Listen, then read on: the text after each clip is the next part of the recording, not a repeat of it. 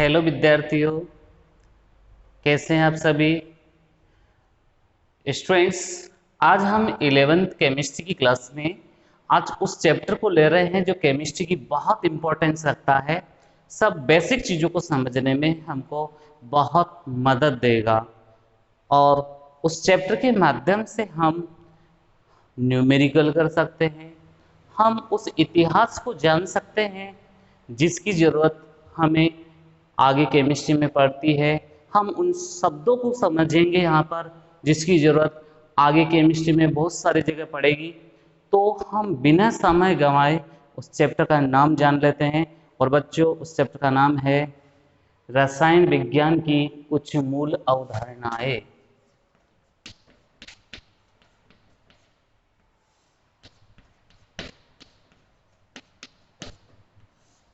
रसायन विज्ञान की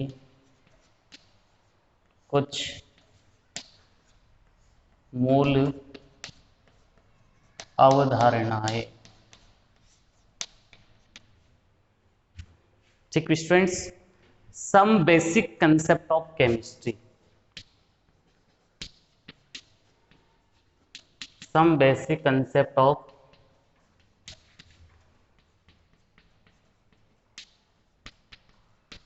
केमिस्ट्री। स्टूडेंट्स, इस लेसन में जो हम टॉपिक पढ़ेंगे, पहले हम थोड़ी सी उन पर चर्चा कर लेते हैं कि इस लेसन में कौन कौन से टॉपिक्स आएंगे और हम कितना इसमें समय लेंगे, कितने वीडियो में हम ये चैप्टर कंप्लीट करेंगे। उन सब चीज़ों के बारे में जान लेते हैं। एग्जाम पॉइंट ऑफ व्यू से ये लेसन कितना इम्पोर्टेंट है, कौन कौन से टॉपिक है जो कॉम्पिटिशन से रिलेटेड है, कौन कौन से टॉपिक ऐसे हैं जो बोर्ड को फोकस करने वाले होते हैं, कौन से टॉपिक ऐसे हैं जिनका 12th क्लास से ज़्यादा लिंक होता है। आप उन सभी टॉपिकों के बारे में हम वन बाय वन चर्चा करते हैं। चलिए फर्स्ट टॉपिक देखिए बच्चों, फर्स्ट टॉपिक हमारा फिक्स होता है जिसको हम परिचय के नाम से जानते हैं। परिचय में हम जो लेसन होता है उसका परिचय देते हैं और उस लेसन की ब्रांचेज क्या क्या है, उस लेसन का दैनिक जीवन में योगदान क्या क्या है। थोड़ा सा हम क्या है, बुक्स स्टडी नहीं करेंगे बल्कि हम थोड़ा व्यवहारिक ज्ञान पर, दैनिक जीवन में होने वाली घटनाओं पर आधारित चैप्टर पढ़ाएंगे जिससे आपको क्या है, साइंस समझ में आए। अदरवाइज साइंस को अगर आप सामाजिक विज्ञान की तरह पढ़ोगे, रट के पढ़ोगे, तो बच्चों आपको ये बिल्कुल नहीं समझ में आने वाली। इसमें आप शब्दों को डीपली समझिएगा। अगर आपने शब्दों को डीपली समझना चालू कर दिया तो आपको साइंस बहुत अच्छी लगेगी और जब शब्द समझ में आएंगे तो आपका इंटरेस्ट भी इसमें बढ़ेगा। ओके बच्चों, तो परिचय के बाद में हम बच्चों यहाँ पर जो टॉपिक लेंगे वो बहुत अच्छा टॉपिक रहेगा, सार्थक अंक। स्टूडेंट्स, कंपटीशन में ये टॉपिक बहुत इंपॉर्टेंट होता है। एक क्वेश्चन यहाँ से जरूर पूछा जाता है, सिग्निफिकेंट फिगर इससे बोलते हैं, सार्थक अंक। और आप स्टूडेंट ये फिजिक्स में भी पढ़ेंगे तो आपके लिए ये कॉमन टॉपिक हो गया फिजिक्स और केमिस्ट्री में। फिजिक्स में आपको एक टॉपिक और पढ़ाएंगे सर, मूल मात्रक और व्युत्पन्न मात्रक। और मात्रक और जो पद्धतियाँ होती है मात्रक को व्यक्त करने की, वो भी आप फिजिक्स में पढ़ेंगे। इसके बाद में बच्चों सबसे अच्छा टॉपिक रासायनिक संयोजन के नियम। रासायनिक संयोजन के नियम, लॉ ऑफ केमिकल कॉम्बिनेशन। बहुत अच्छा टॉपिक है students, law of chemical combination.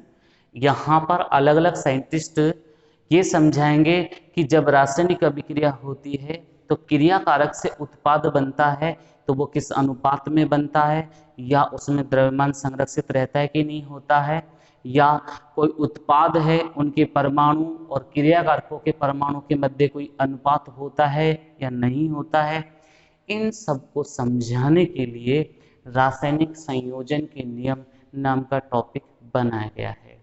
Okay बच्चों, बहुत अच्छा टॉपिक है। इसके बाद में स्टूडेंट्स हम यहाँ लेंगे परमाणु भार। बच्चों परमाणु भार को पढ़ने से पहले परमाणु के प्रतीक पता होना चाहिए, परमाणु के प्रतीक के साथ साथ उनके परमाणु क्रमांक पता होना चाहिए, तब जाकर उनके परमाणु भार है वो हमको याद करने रहेंगे। परमाणु भार के साथ साथ हम यहाँ पर औसत परमाणु भार और ग्राम परमाणु भार भी हम यहाँ पढ़ेंगे बच्चों। औसत परमाणु भार भी लेंगे और ग्राम परमाणु भार भी हम यहाँ पर लेंगे। ये सब चीज़ें आपको न्यूमेरिकल के माध्यम से समझाई जाएगी कि औसत परमाणु भार क्लोरीन 1735, क्लोरीन 1737 इन दोनों का कितना होता है, तो औसत परमाणु भार समस्थानिकों का निकाला जाएगा। स्टूडेंट इसके बाद में हम लेंगे अणु भार, मॉलिक्यूलर मास। ये एटॉमिक मास था, ये एवरेज एटॉमिक मास है। अब अणु भार, जिस बच्चे को परमाणु भार की नॉलेज हो जाएगी उसको यौगिकों के अणु भार ज्ञात करना, अणुओं के अणु भार ज्ञात करना हम सिखाएंगे। ओके बच्चों, यहीं पर अणु भार के साथ आपको ग्राम अणु भार भी यहाँ पर सिखाया जाएगा। इसके बाद में हम लेंगे बच्चों मोल अवधारणा। बच्चों बहुत शानदार टॉपिक, मोल अवधारणा, मोल कंसेप्ट, ये टॉपिक रहेगा। ये सबसे बड़ा टॉपिक है, कॉम्पिटिशन की पर्पज से सबसे इम्पोर्टेंट टॉपिक भी यही होता है बच्चों। बहुत बहुत बहुत बहुत इम्पोर्टेंट होता है मोल कंसेप्ट। मोल कंसेप्ट में ये सब चीज़ें आपको आनी चाहिए और कुछ फॉर्मूले होंगे, उस पर आधारित न्यूमेरिकल होंगे, उनसे रिलेटेड बेसिक फंडामेंटल बातें होगी। यहाँ पर हम उन्हीं बातों को दोहराएंगे, पढ़ेंगे, समझेंगे। ओके स्टूडेंट्स, नेक्स्ट टॉपिक हम इसमें लेके आएंगे मोल कंसेप्ट के बाद में। मोल कंसेप्ट के बाद में हम यहाँ पर लेके आएंगे रस समीकरण मिति।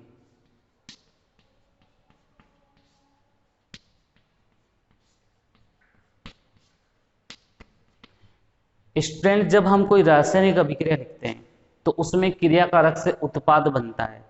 अब क्रियाकारक के अणु कितने भाग लिए, उत्पाद के कितने अणु बने, यानी कि क्रियाकारक और उत्पाद के अणुओं की संख्या को हम रस समीकरण मिति के रूप में दर्शाएंगे, स्टोइकियोमेट्रिक के रूप में दर्शाएंगे, तो हम इसको बोलते हैं रस समीकरण मिति। ये भी हमको पता होना चाहिए। नेक्स्ट पढ़ेंगे हम सीमांत अभिकर्मक, लिमिटिंग रिएजेंट। स्टूडेंट सीमांत अभिकर्मक का मीन्स ये होता है एक अभिक्रिया में एक से ज्यादा अभिकारक भाग ले रहे हैं और उत्पाद बनने तक कौन सा अभिकारक पहले समाप्त हुआ और अभिक्रिया को रोक देता है, तो वो सीमांत अभिकर्मक कहलाता है। ये भी अच्छा टॉपिक है बच्चों, सीमांत अभिकर्मक। नेक्स्ट टॉपिक है मूलानुपाती सूत्र,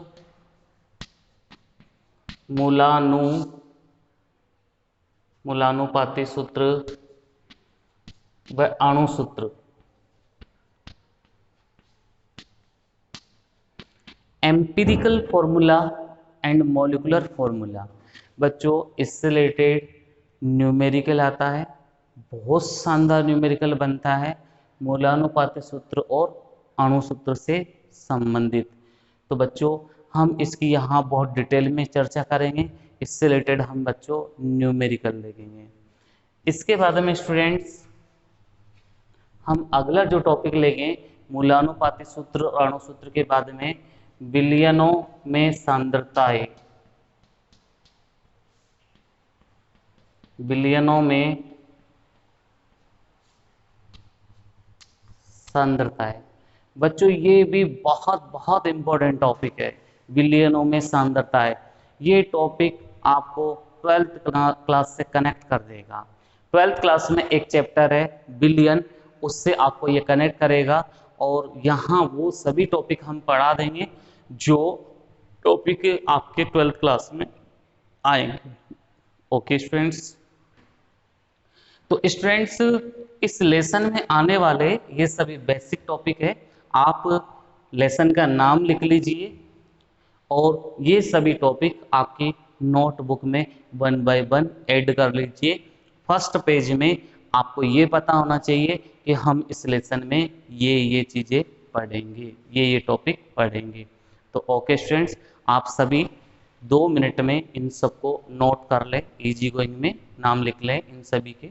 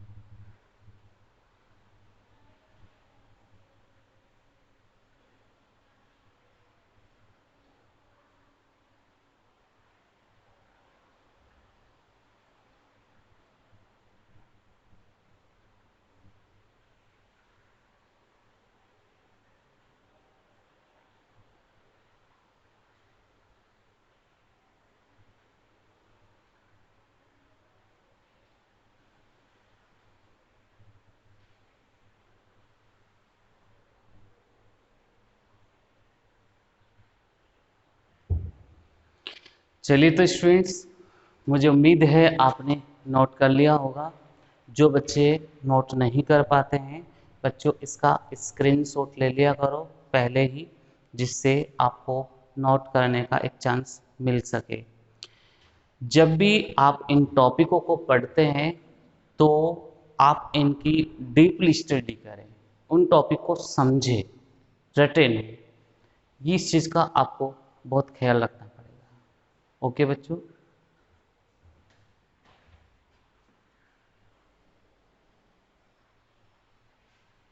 चलिए मैं अब इसको रब कर रहा हूँ।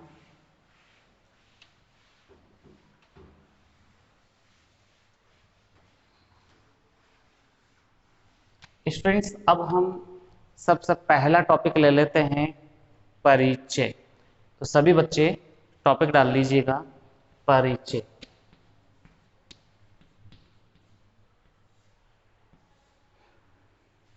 परिचय टॉपिक डाल लें। और बच्चों आप इस चीज को समझिए कि जो केमिस्ट्री होती है ना, केमिस्ट्री, इसको अगर शॉर्ट में तोड़ के देखे, इसका संधि विच्छेद करके देखे, तो केमी मतलब क्या होता है? केमिकल्स। केमी मीन्स क्या होता है? केमिकल्स। और STRY मीन्स क्या होता है? हिस्ट्री। ठीक है ना बच्चों? अब जो केमिकल्स होते हैं उसका मीन्स क्या होता है? परमाणु, अणु, आयन व इनसे बनने वाले यौगिक। ठीक है ना?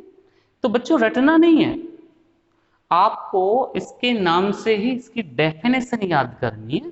देखिए अलग अलग राइटर अलग अलग डेफिनेशन बताते हैं, उससे आपको कोई मतलब नहीं है। आप तो इसके नाम से डेफिनेशन बनाना सीखे, सबसे अच्छा काम है।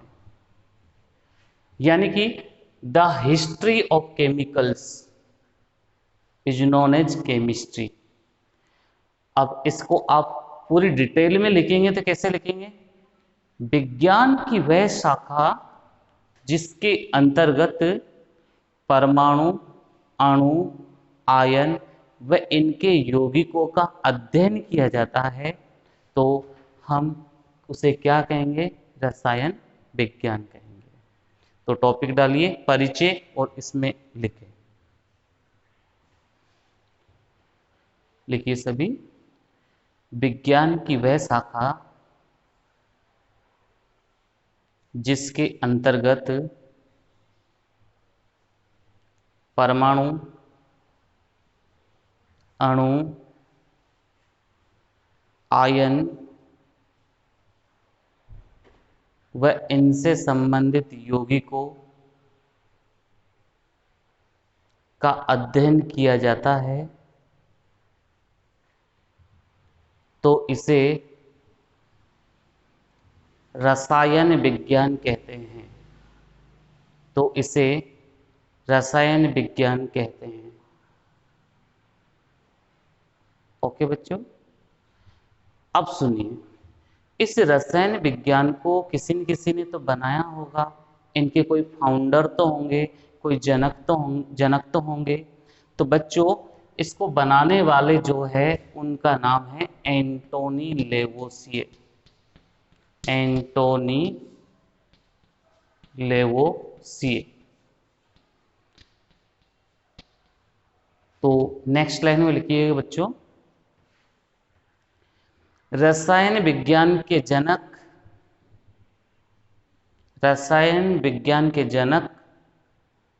एंटोनी लेवोसिए माने जाते हैं, या एंटोनी लेवोसिए को कहा जाता है। रसायन विज्ञान के जनक एंटोनी लेवोसिए को कहा जाता है। ओके बच्चों, अब आप लिखिए, टॉपिक लिखो इसके बाद में, रसायन विज्ञान की शाखाएं।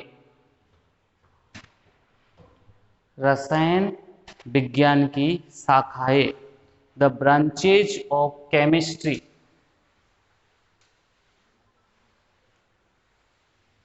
रसायन विज्ञान की शाखाएं, द ब्रांचेज ऑफ केमिस्ट्री। अब बच्चों, रसायन विज्ञान को अलग अलग डिपार्टमेंट में बांट रखा है।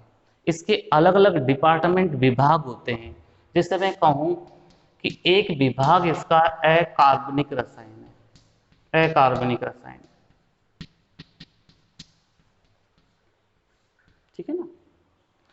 दूसरा डिपार्टमेंट इसका होता है कार्बनिक रसायन।